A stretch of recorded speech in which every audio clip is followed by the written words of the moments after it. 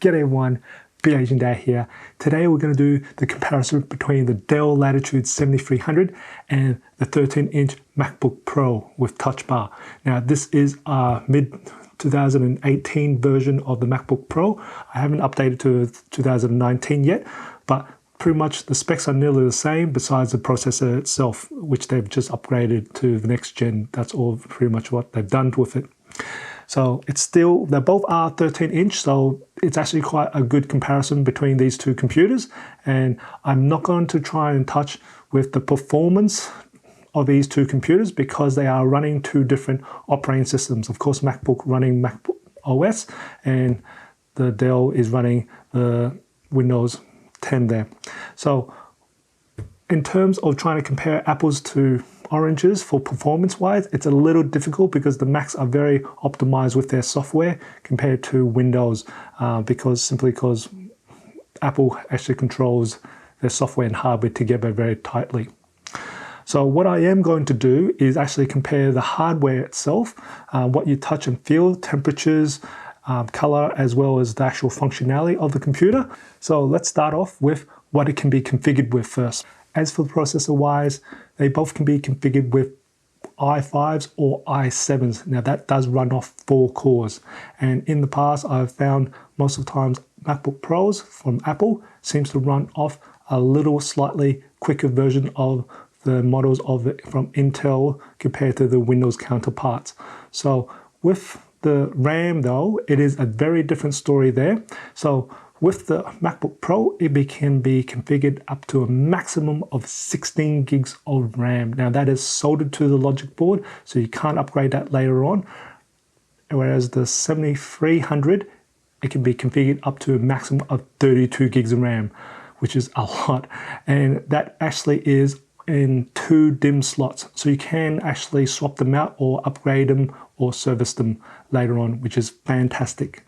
Now for hard drive wise, the MacBook Pro can be configured up to a maximum of 2 terabytes. And again, that is soldered to the logic board. Whereas the 7300 can be configured only up to 1 terabyte of SSD. Now that actually is a PCMi M.2 format. So you can again swap that out and service it later on or upgrade it later on as well. So you'll start to find that the 7300 is quite serviceable and upgradable later on, whereas the MacBook Pro is not. So when you do buy the MacBook Pro, do need to get the correct version because that's pretty much what you'll have all the way through. Now, as for graphics wise, they both have Intel integrated graphics, so there's no difference there. And as for the screen wise, now there are very different options there. So let's start with the MacBook Pro. So the MacBook Pro runs off the Retina display, and so that is 500 nits of brightness. So it's actually quite a bright display, and you can quite happily work that outside in bright sunny day, broad daylight there. Now, as for the 7300, that comes with a couple of different flavors there. So there is actually a low power mode, there is a full HD mode, and they actually have a touch and non-touch, whereas the MacBook Pro does not have any sort of touch screen option at all. So the maximum brightness in different ones that I've got, maximum brightness it can have is 300 nits of brightness. So it's not as bright as the MacBook Pro, but it does have the ability to have privacy guard or a touch or a low power version. So you got to opt in for that. So in terms of brightness, the MacBook Pro will win, but in terms of actually different types of functionality for what you would use, I find the 7300 will win in that factor there. Now, as for keyboard wise, this is a very interesting one. So the MacBook Pro runs off the butterfly keyboards. It doesn't have very much travel, and I've never been a fan of the butterfly keyboards there. It's just one of those things where I'm actually still waiting to actually see if anyone actually enjoys using this butterfly keyboard. Now, I'd love to hear your comments on the butterfly keyboard. If you are a Mac user, tell me if it's good or bad. Whereas the Dell actually have a fair bit of nice travel to it and a nice little touch feel to the keyboard there. The MacBook Pro has a touch bar. Now it's located above the keyboard and it replaces your traditional function keys. what the touch bar does is it allows the application or the operating system to actually change the keys to different types of buttons according to application as well, and the user can also customize this touch bar as well. Now, to also make note of, the actual escape key is also on the touch bar. Now, what makes this really, for me, annoying is that the touch bar has no feedback. I just wish that Apple would actually put a haptic engine on there just to get some sort of feedback. But if you're a programmer or who actually uses the escape key a lot, you will find that you're constantly finding the escape key and you're either missing it or you will constantly looking down at the keyboard. Whereas the 7300 does have a physical key, so you're not always second guessing if you actually press the escape key or not. If you're a MacBook user who has a touch bar, I'd love to hear your feedback on the touch bar and what your thoughts are about it. Definitely put a comment below. So for me, the winner for the keyboard wise is the 7300. Now, while we're near the keyboard there, the MacBook Pro, the power button is also a fingerprint reader there, which is good. You can actually use that to actually authenticate to get into the operating system, or you can actually use it for Apple Pay or even the App Store itself. So that's actually quite nice there to see. Now with the Dell, you can opt in to have a fingerprint reader there, and that again, that will be on the power button there. Now that fingerprint reader can only really sign into Windows that I know of. Other functions I haven't really seen from that fingerprint reader. So functionality of that fingerprint reader goes to the MacBook Pro. As for the trackpad, I'm pretty safe to say the MacBook Pro trackpad will win. It is so much larger. It's absolutely already, it was gorgeous to actually feel and use, and the multi-touch it can actually register is fantastic. I still have not seen a very good Windows-based trackpad or even that sort of size that's that large there. The Dell has done a very good job with the 7300, but as you can probably see, it is probably about the half the size of the MacBook Pro. It does have nice two mechanical buttons here, which for left and right. The MacBook Pro touchpad does run the haptic engine, so it's no longer mechanical anymore. So you sort of feel it. So as for like functionality, I still think the MacBook Pro and feel of the MacBook Pro touchpad is far more superior there. I'd love to also hear your thoughts on that, if I'm wrong or right. I've got the 7300 on the bottom. I'll swap them around so you can have a look at what that would look like. There, edge to edge, edge to edge, and it's practically the same as well. So profile wise, they actually need the same. So looking on the side profile here, I've got the two computers back to back.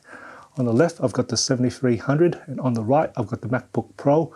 I can definitely see the 7300 is twice as thick as the MacBook Pro.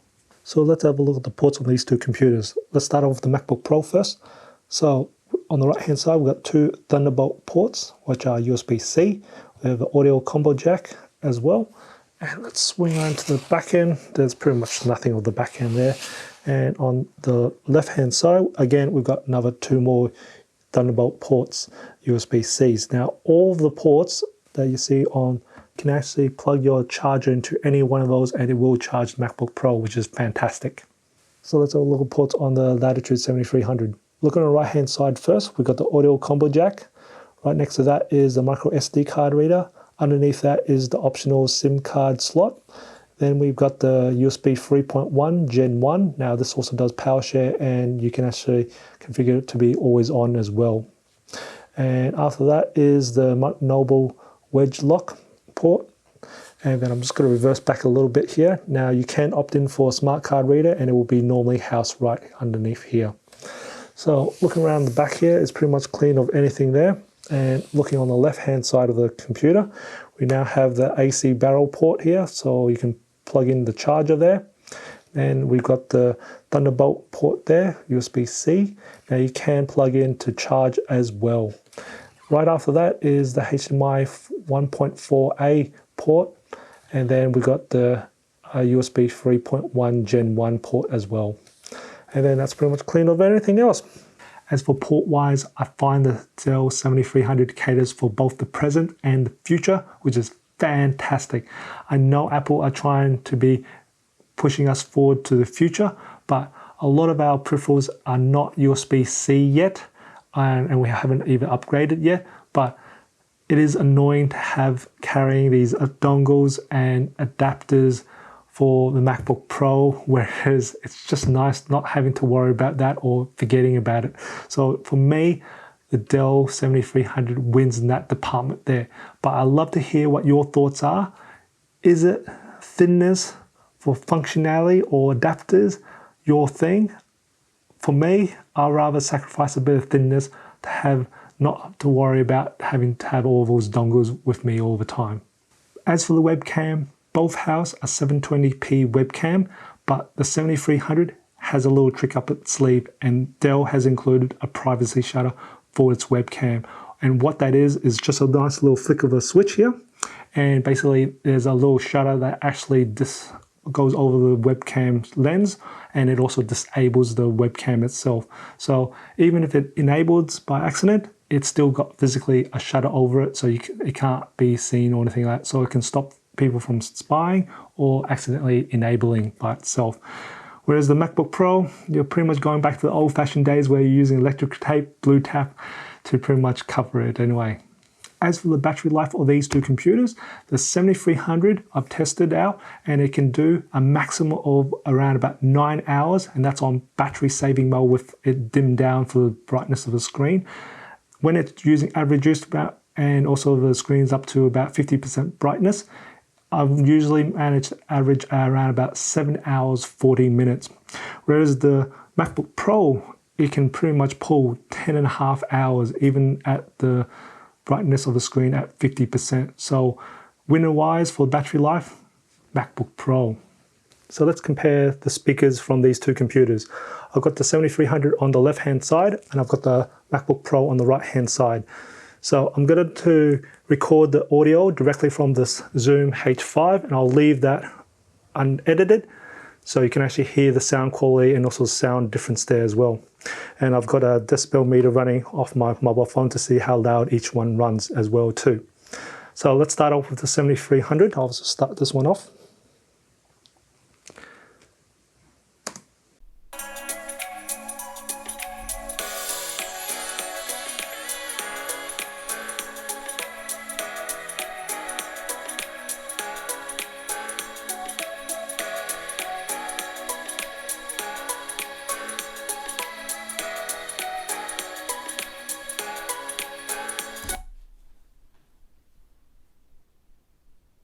And then now the MacBook Pro.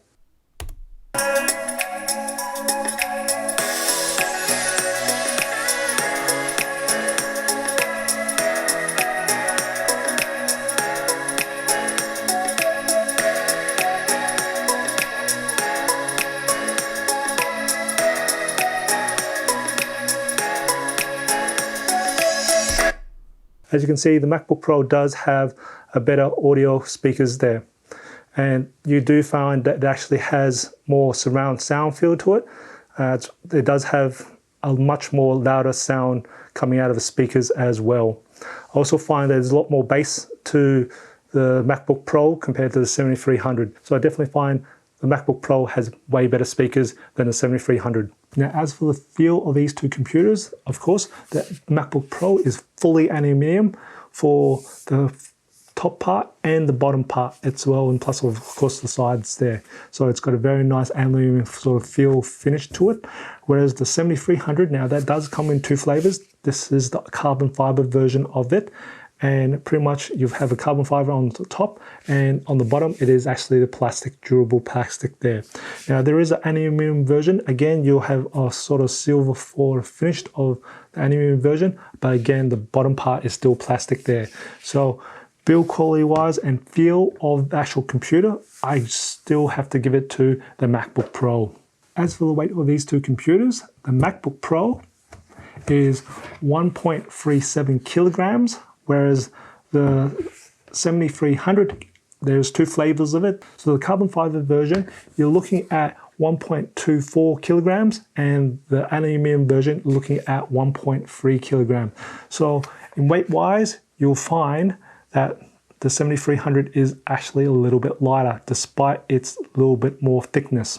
Now, since I've got the two computers down here, we're going to compare the actual screen, how far angle they can actually go back. So I'm going to do the MacBook Pro, and as far as it can go back, and that's pretty much as far as it can go back for it. So you're looking about 160 degrees there. So with the 7300, let's go turn this one back. You're looking at, you're looking about more than 180 degrees. You're probably looking around about 190 degrees, you'll say, or 200 degrees. So it can go far more back there. So it is more versatile in that sort of fashion. So when I stress test both of these computers, had the CPU dial up to 100%, ran it for 2 hours at its maximum capabilities, I did take note of the temperatures of these two computers and also how loud the fan was. So interestingly enough, both of these two computers have their exhaust fan sitting behind the display hinge. So that's actually very similar. And so a lot of the heat is actually very similar where they were.